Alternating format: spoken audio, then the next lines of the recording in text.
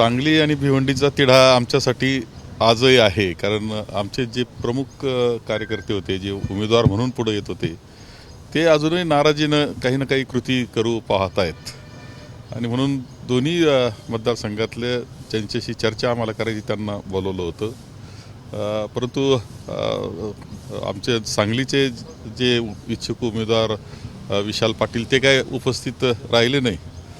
बाकी कार्यकर्ते, प्रमुख कार्यकर्ते आले होते. विश्वजित कदम होते, पृथ्वीराज पाटील होते, त्याचप्रमाणे आमदार सावंत होते.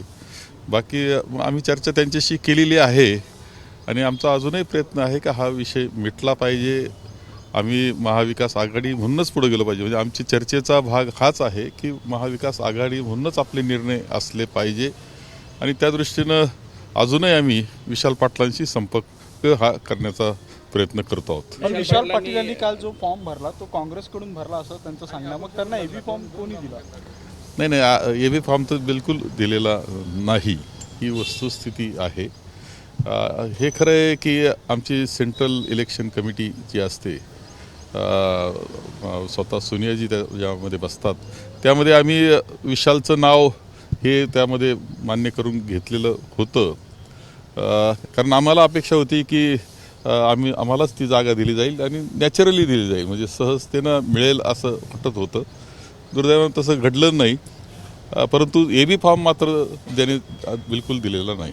वेगळा पर्याय म्हणजे कार्यकर्त्यांची जी भावना आहे की काहीतरी आणखी परत या निर्णयात पुनर्विचार करावा. हा खूपच म्हणजे ते वातावरण सांगली नैसर्गिकच आमची जागा आहे, ती वस्तुस्थिती आहे, आमचा उमेदवार आहे, परंपरा ती आहे, त्यामुळे ती आम्हाला मिळावी ही अपेक्षा होती. त्यामुळे कार्यकर्त्यांची भावना असणं साहजिक आहे.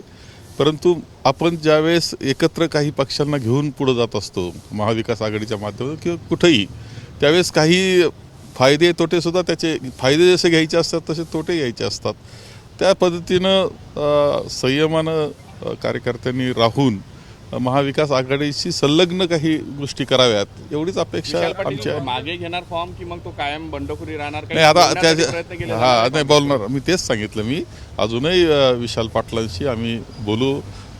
अध्यक्ष आमचे नानाभाऊ पटोले आणि आमची हीच चर्चा झाली की विशालशी अजूनही बोलू. आपण चुकीचं पाऊल उचललं जाणार नाहीची काळजी घेऊ. बरं, चंद्रहार पाटील यांनी असं म्हटलंय की मी माझी उमेदवारी जर अडचण होत असेल तर मागे घ्यायला तयार आहे, पण काँग्रेसनं सांगावं की शेतकऱ्याचा मुलगा खासदार झालेला चालणार नाही. शेतकरी कोण मुलं शेतकऱ्याचे नाही? शेतकऱ्याचे सर्वच आम्ही शेतकऱ्याचेच मुलं आहोत. सांगलीला उभं राहत असताना सर्व शेतकरीच आहे. तिथल्या शहरातला सुद्धा व्यक्ती, तिची शेती थोडीफार काही ना काही असते.